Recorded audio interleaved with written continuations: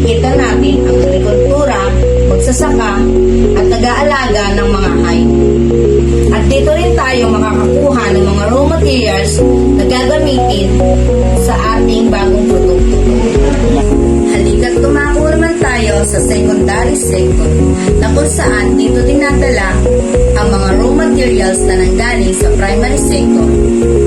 At dito rin papasok ang mga kumpanya at mga manggagawa na magpuproseso sa panibagong produkto.